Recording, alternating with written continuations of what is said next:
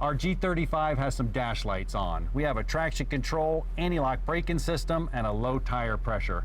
Now those systems are some of the best safety enhancements in decades, so it stands to reason we need to go ahead and diagnose and repair this dash light dilemma today on Tech Garage.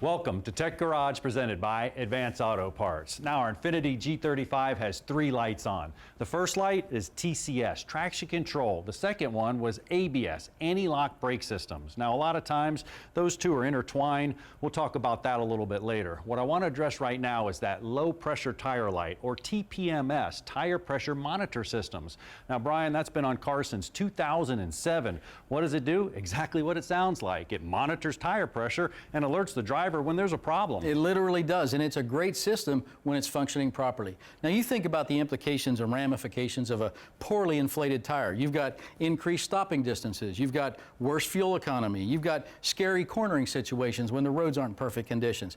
Just like these systems will also tell you if your tire is overinflated, which can also introduce other performance and handling issues. So it's a critical system, not that hard to work on, but it's certainly scary when you get that light on the dashboard. Yeah, we got to diagnose this one. And here's a tip for you.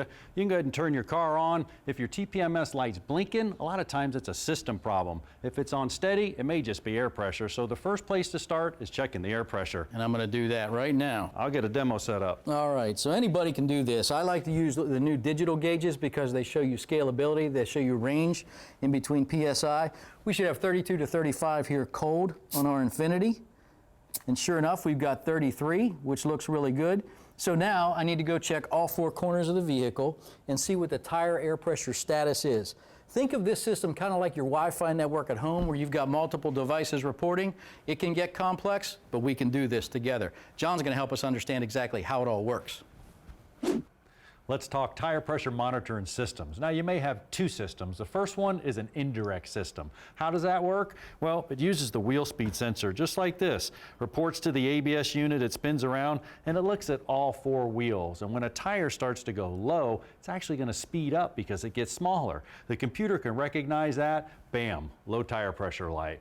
A second system, and the one we have, is actually a direct system, TPMS, and like Brian said, it's located right here in the rim. It's kind of like that computer network he said. It's reporting to it Wi-Fi, it's talking to the computer, it's located right here in the rim. You can see the other side right there is on the valve stem.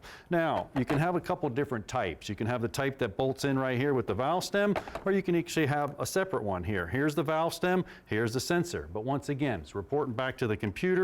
You put it together, you're going to need some special tools. Bartech sells this whole tool set right here. If we have to change one, you got some torque specifications so you don't over tighten the bolts on there on the actual valve stem itself. You got the valve tools and everything you need to do the job. You also may have a banded sensor. Well, what's a banded sensor? It's got a huge hose clamp right here, and this is going to go around the entire rim, and then the sensor sitting right there. But you know what? It does the exact same thing. It's just located in the rim itself. So if you're ever taking a tire off, be careful with one of these tire pressure monitors. It's very easy to damage them when you're changing the tire. Now Brian's going to take this and shoot all the tires, and they're going to report back to him either I'm talking or I'm not talking. If he has good tire pressure, this will be his next step in the diagnostics. Let's see how he's coming along. Well, we have checked the tire pressure at all 4 corners. It was pretty good. Passenger side rear was a little bit low, but not enough to cause this alert. So the next step was to go around and validate that each TPMS sensor is functioning properly. We're using the scan tool, the Bartech 400. This thing is an awesome tool. You can find various other types that can do this for you. And frankly, in your toolbox, you should have one of these because at some point on today's modern vehicles, when you rotate tires, you're going to need to do this.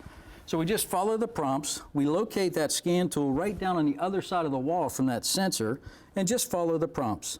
So I select Infiniti G35, 2007. It finds it, press test. We're going to go ahead and hold it right there. Now again, of all the tools you've got, a good scan tool for this purpose is going to be invaluable. So let's see how we fare right here. It's retrieving the data. Let's see what we got.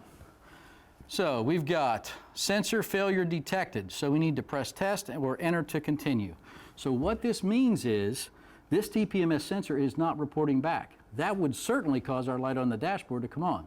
So I'm going to get this wheel off, head up to Chase at the shop at the tire machine where he can swap out the sensor, and we'll see if that solved the problem. And then after the break, we'll dive into the bigger issue of the ABS light.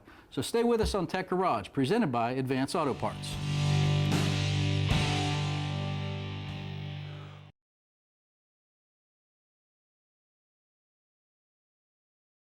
Tech Garage, presented by Advance Auto Parts, is being brought to you by Edelbrock, the most respected name in performance. Dustless blasting, it's the future of surface preparation. Custom Auto Sound, the originator of classic car OEM fit radios since 1977. And by Advance Auto Parts, let's get you back on the road.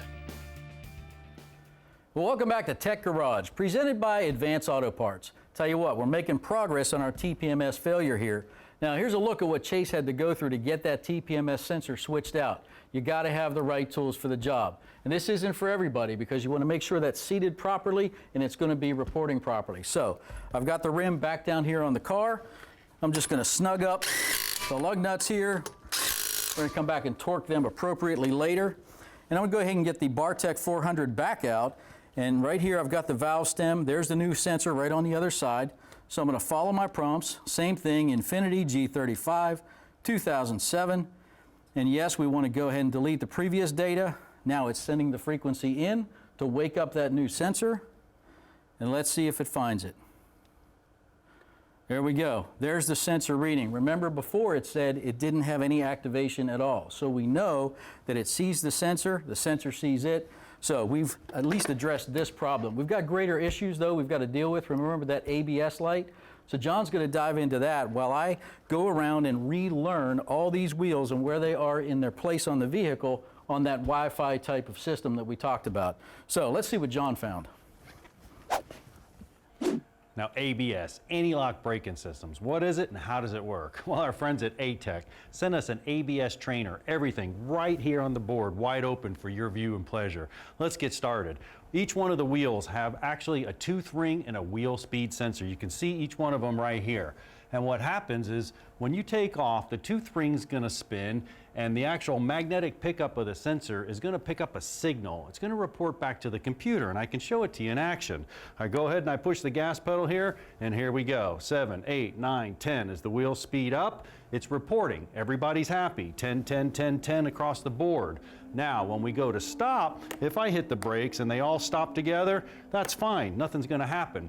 But if I hit the brakes and one of the wheel speeds change versus the other ones, the computer's going to take over. It's going to take the hydraulic unit and it's going to get that wheel under control to match the other wheels, or it's going to run till you come to complete stop, and that's how ABS works. Now, our code on our Infinity is a C1103. That's a right front wheel speed sensor open. Well, what does that mean? That means the computer's getting no signal from that right front wheel speed sensor. And a couple of tests that you can make, we're going to make them right here on the board and show you what's going on. Our right front wheel speed sensor is located right there. So the first thing I want to do, Advance sent this UEI oscilloscope. An oscilloscope reads live electricity and we can actually see the signal. It's going to produce an AC signal. So I'm going to come across here for a second, plug in a connector here so we can get to the terminals. And you can see up here I actually have no power going to it whatsoever. And I'm just going to take the oscilloscope and I'm going to put one lead on each side of this connector here. So what's happening is it's going to generate its own voltage, an alternating current or an AC voltage. So watch the oscilloscope. As I start to push the gas, you can see the signal. Now, 7, 8, 9, 10 miles an hour. The faster it goes, that AC signal starts to get closer and closer and closer. Looks at all those signals, and if all those signals are the same, he's fine. He's not going to do anything. But if one of them changes, that's going to represent a speed. It's going to go ahead and get that wheel under control. Now, a test that you can make right out in the driveway. A lot of us have a DVOM or digital volt ohm meter. I'm going to hit the brake here and stop it, and then what I'm going to do is I'm just going to switch the leads here to my DVOM. This is a little bit simpler. Maybe some shops would use the oscilloscope method to look at some of the problems on the system. This one here, we can run two tests with this. we can check an ohmic value, ohms of resistance of the sensor. Real simple to do. Take your DVOM, go across the sensor, no power set up to it, and you can look at the sensor. We have a number right there. You're going to have to check your service manual because they're all a little bit different. Now also you can look at that AC voltage just by spinning your wheel. Watch this. We're going to go over to AC voltage, a little bit different. Cars use DC 90% of the time, but these are AC. I'm going to go ahead and spin that, and you can see we're producing a voltage right there. So if you're spinning a wheel and you're producing a voltage and you have an ohm value, your wheel speed sensor is probably in pretty good shape. We'll have to find out what Brian found out with his test so we can get our Infinity back on the road. Well, as always, access is one of the biggest challenges. There's the ABS wheel speed sensor on its way to the computer. We're interrupting that connection. We want to do one step, one final validation here that this is the problem. So with your DVOM, remember in ohms mode like John showed you, you want to test this connector. I get down in here and get access, and we've got no resistance. I'm making good contact, no resistance in the line. That's the validation I need to know this is actually the problem. So when we come over to our new BWD sensor, we actually got a little rig set up here for you, a little demo so you can see that when I put the new connectors in, just alligator clips will do it if that's what you've got on your DVOM, you're going to see ohms of resistance on your DVOM. That validates this sensor is working properly. So keep in mind, this is a wheel bearing type of integral wheel speed sensor. There's a lot of different types. John's got more on that. Now a couple more tips for you. Those tooth ring sensors can be located in different locations. It may be integral right here with the whole sensor itself in the bearing. In that case, just replace the whole bearing, plug it in, you're good to go. But it may be located on a rotor. You can see it would be pointing in right here, touching the rotor. That's why if you go down to the parts store, they ask you ABS or not ABS because it may have the ring or not. Same thing with the CV axle, constant velocity joint. May be reading it right here on the end of the CV axle. May have it, may not. You got to know your make, model, and specification. Last but not least, you may be reading right here on the differential. This is actually the carrier. It's going around and it's spinning and it's picking up that signal. Now remember, this thing's a magnet.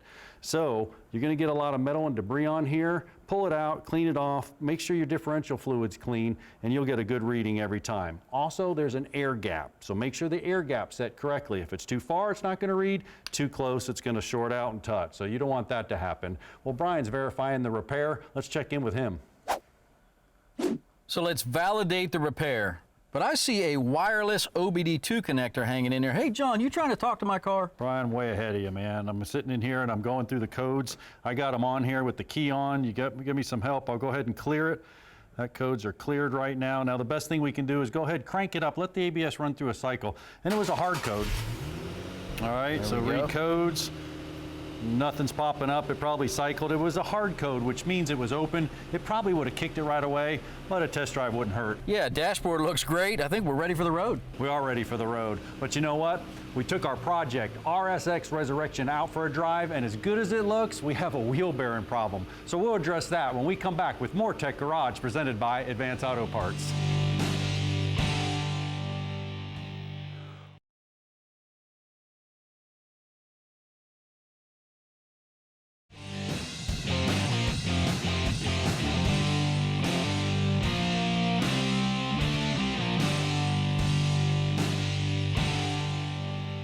Welcome back to Tech Garage presented by Advance Auto Parts. Now we got our project RSX Resurrection in the shop and we suspect a wheel bearing. But I can give you a few tips before you go ahead and do your wheel bearing that you can do right out in the driveway. You can take your car and you can drive it along. You can shift to the right and to the left and you can see if the noise changes, loading and unloading the bearing. That'll give you an idea what side it's on. You can also determine if it's a tire or a wheel bearing by simply changing road surfaces. If I change road surfaces and the noise goes away, it's most likely a tire. If the noise stays the same, it's probably a bearing. You can also go down to the auto parts store. You can get you an inexpensive stethoscope like this here.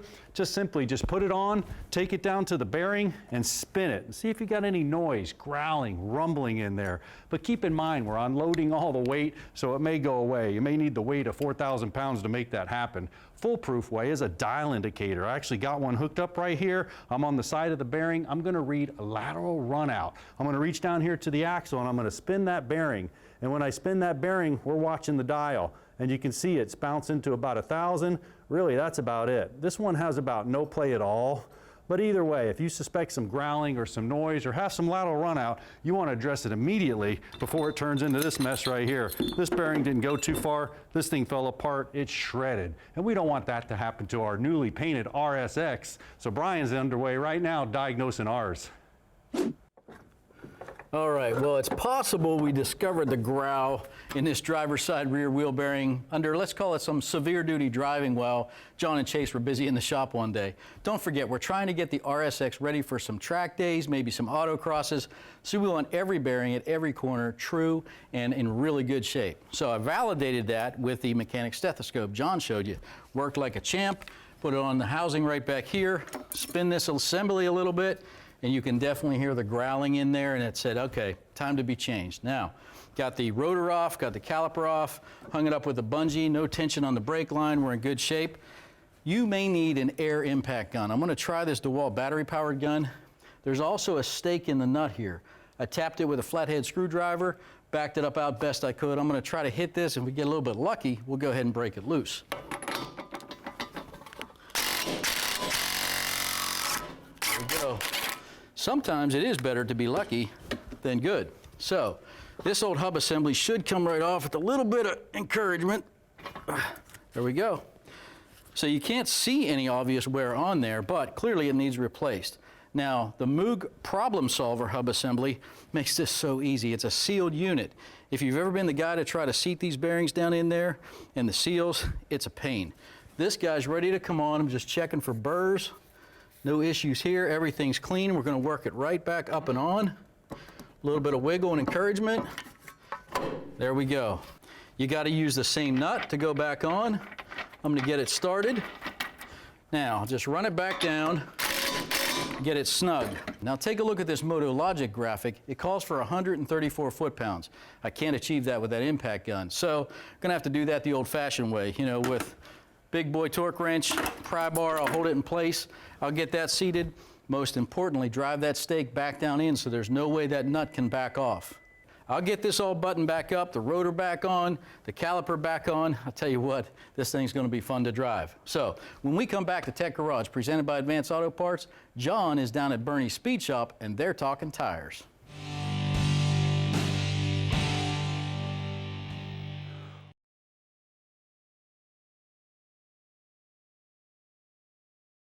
Tech Garage, presented by Advanced Auto Parts, is being brought to you by Edelbrock, the most respected name in performance. Evapo-Rust, super safe rust remover.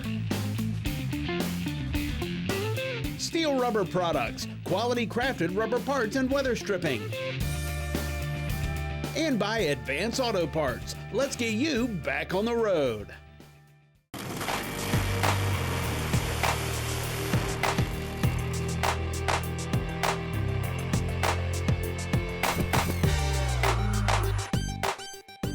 Welcome back to Tech Garage, presented by Advanced Auto Parts. Well, our performance playbook's all about tires. Josh, I think there's no tire pressure monitors inside of these tires. They wouldn't hold up to the condition, and you don't need them. How do you adjust for tire pressures?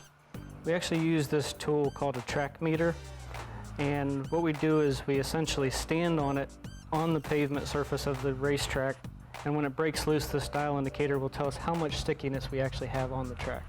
And that determines your tire pressures. What kind of tire pressures do you run? Anywhere between 6 and 8 PSI. 6 and 8 PSI. Now, passenger car, 32 PSI. You got a new tire and an old tire. Tell me the difference. This one is a match set that's ready for testing. This one is a used tire after approximately 10 runs. And a used tire gets chunked, and you really only run on a little bit of surface. How much do you run on? Approximately 14 inches is all that makes contact with the racetrack. That's it. Wow, time for that. What do these numbers mean? You got some numbers on here. Just to make sure that they're wearing properly, we measure the circumference. And then they get smaller and it's time to wear out. Yes, sir. Awesome. I'll tell you what, John's back in the shop and we have to deal with some traction control and stability issues when it comes to performance cars. We'll talk to him about it. In the performance field, the ABS and traction control issues will come into effect. It will come in, and as soon as you see tire slip or something like that, it'll start pulling timing out, adding fuel, and making the car not behave, will not be putting down 100% of the throttle. When you start going to aftermarket wheels, you want your TPMS sensors in there. We take them out, put them into new wheels, recalibrate them, and you're good to go. With the air ride system installed in this, there's no effects on the braking system or the TPS or any of that computer lingo that is going to be detrimental to the vehicle. Check in next week for another Performance Playbook here at Bernie's. Now let's head back to the shop for the email question of the week. John, Jim from Greentown, Ohio emailed this week, and he's got a 2012 Chevy Express van that he says has a growling noise coming when he applies the brakes on dirt roads. He looked at the brakes, just visual inspections. They look pretty good. What are your thoughts? Well, two key words there, Jim. Growling noise. ABS units tend to make a growling noise. It may be normal. The other giveaway is the Express van. I mean, that thing's a huge echo chamber. I'm going to plug this one in and let you hear it. This one's pretty quiet, relatively speaking to other ones. You can actually hear that motor run. Now strap that to the bottom of a ginormous echo chamber. The dirt roads, you're gonna get some growling. Now we saw those patterns earlier, and take a look at this graphic. This is what the computer's looking at with your van there, Jim. The right front, the left front, and the left rear are all great. But that right rear starts slowing down, that's what it's gonna see. It's gonna pulse the wheels. You're gonna hear that growling sound. Probably normal, but a good idea to check those brakes as well. Yeah, absolutely. You talk about ABS, you talk about TPMS, two of the better safety enhancements in modern day vehicles. And I'll tell you what, our TPMS project wasn't hard, but there's a lot to consider these days when you're swapping these out. That's for sure, yeah. We went ahead and programmed it with the Bartech rotating tires. If you ever rotate your tires and you got an enhanced dash, which means it shows you where the wheels are in the position, you have to relearn it. That happened to me. I actually looked at my dash, it said the right front was low. I rotated the tires, I'm sure you do as well, Jim. When I rotated the tires, it was in the back, so actually the back tire was flat because I didn't relearn it. Very important piece of the puzzle. Got to do that. And I know you're car guys, and I know you're rotating your tires, so make sure you understand any type of TPMS scan tool is a great tool to have when you're doing those projects. Hey, come join us on Facebook, YouTube, and Twitter. And like always, thanks for watching Tech Garage, where we get you back on the road. Production assistance for Tech Garage is provided by Chipola College, located in Marianna, Florida. Founded in 1947, Chipola was recently ranked as one of the top 3 community colleges in the United States.